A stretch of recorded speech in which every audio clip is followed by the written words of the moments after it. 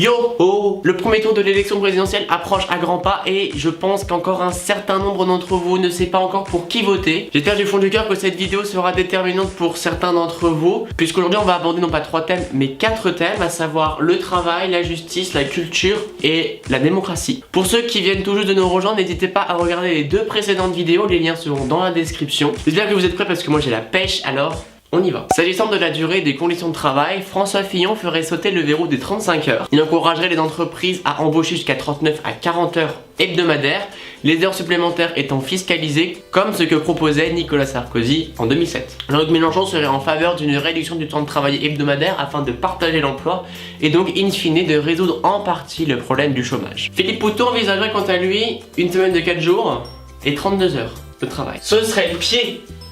Un accord unanime se ferait sur la simplification du droit du travail, c'est-à-dire Marine Le Pen souhaite instaurer la préférence nationale dans le droit du travail, c'est-à-dire qu'elle sanctionnerait, plutôt taxerait, les entreprises qui emploieraient des travailleurs étrangers. En matière de cotisation et de pouvoir d'achat, je pense que les candidats de gauche sont unanimes sur une chose: augmenter le salaire minimum, ce que proposent Emmanuel Macron et Benoît Hamon, ou réduire les cotisations sociales, c'est leur idée, pour donner plus de pouvoir d'achat aux ménages. Mélenchon, quant à lui, garantirait une continuité du revenu suite à la perte d'un emploi par la création d'une sécurité sociale professionnelle. Il souhaite améliorer la formation des jeunes par le développement de nouveaux contrats jeunes d'une durée maximale de 5 ans, leur ouvrant le droit à une formation en alternance. Emmanuel Macron, dans son programme également, aspire à cette même intégration des jeunes par le développement de ces contrats types. S'agissant des retraites, Marine Le Pen et Jean-Luc Mélenchon seraient en faveur d'une réduction de l'âge du départ à la retraite à 60 ans, soit l'équivalent de 40 annuités de cotisation pour avoir le droit de bénéficier à une retraite pleine. Vous savez que moins on cotise, moins le montant de la retraite est élevé. Et donc pour combler ce manque, Jean-Luc Mélenchon compte sur un nombre important de contribuables qui cotiseraient de manière telle qu'il compenserait et qu'il rééquilibrerait la balance des retraites. Oula, je crois que j'ai été un petit peu clair.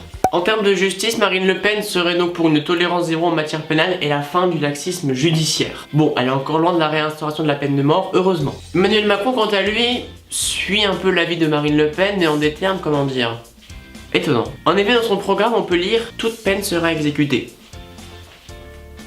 Ah. Ok.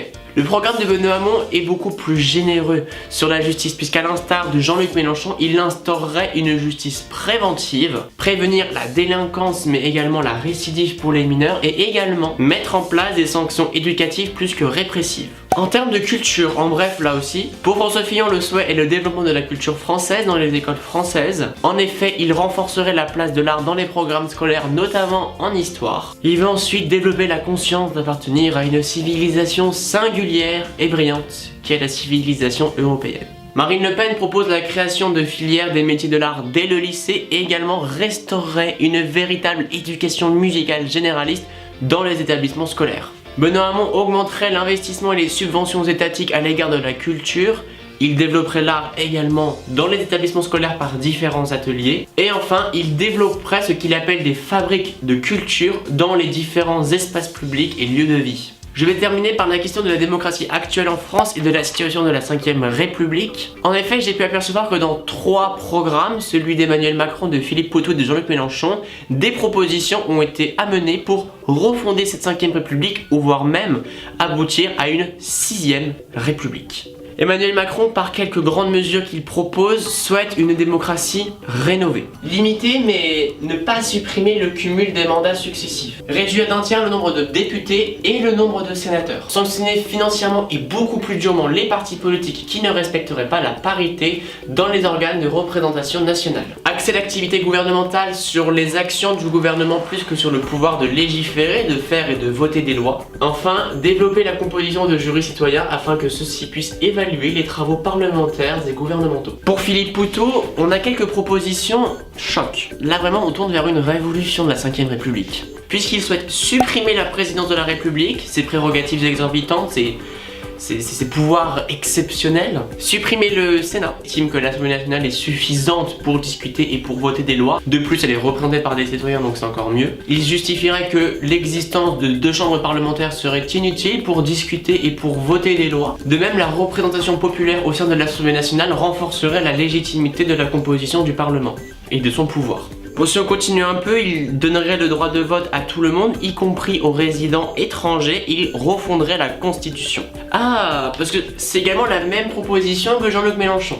Alors pour lui c'est clair, il voudrait une 6ème République. Alors j'en ai relevé que certaines d'entre elles, puisque elles caractériseraient, je pense, le plus la 6ème République si on devait la résumer. Alors en premier lieu, ce serait la constitution d'une assemblée constituante pour rédiger la 6ème Constitution. Il condamnerait par ailleurs les hautes classes de la société en interdisant le droit d'éligibilité pour les personnes qui auraient été coupables de corruption. Il fixerait le droit de vote à 16 ans. Il interdirait l'entrée des lobbyistes au sein des chambres du Parlement afin d'éviter d'influencer députés et sénateurs qui donneraient leur avis sur certaines propositions ou projets de loi. Il donnerait la possibilité aux citoyens de soumettre des propositions de loi aux parlementaires. Il interdirait le cumul de mandats pour tous ceux qui accéderaient aux fonctions hautes de l'État, tant dans l'espace entre les différents postes que dans le temps, c'est-à-dire les cumuls successifs. Ah, il est catégorique. L'un des grands termes qui a été repris par les médias, c'est abolir la monarchie présidentielle. Il instaurerait une sorte de régime parlementaire à la britannique avec un gouvernement qui détiendrait le pouvoir exécutif et le parlement le pouvoir législatif. Donc, le président n'aurait presque plus de pouvoir.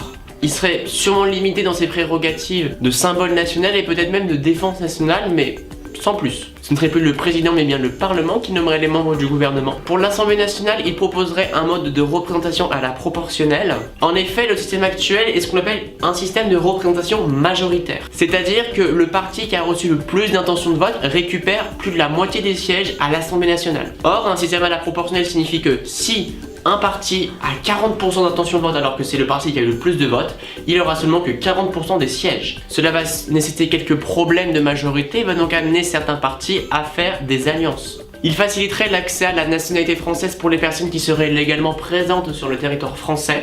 Il interdirait les sondages les jours précédant les élections, de ce qu'il appelle la sondocratie.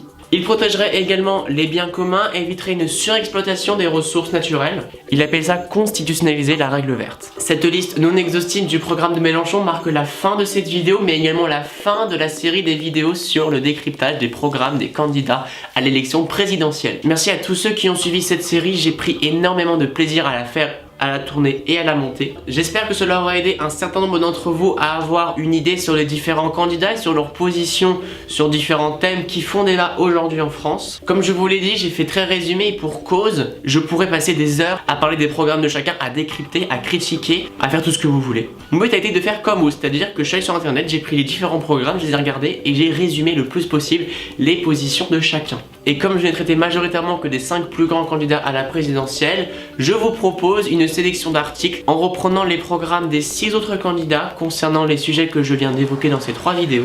Quant à nous, on se retrouve très bientôt, sûrement cet été, pour une nouvelle série de vidéos. Ciao ciao.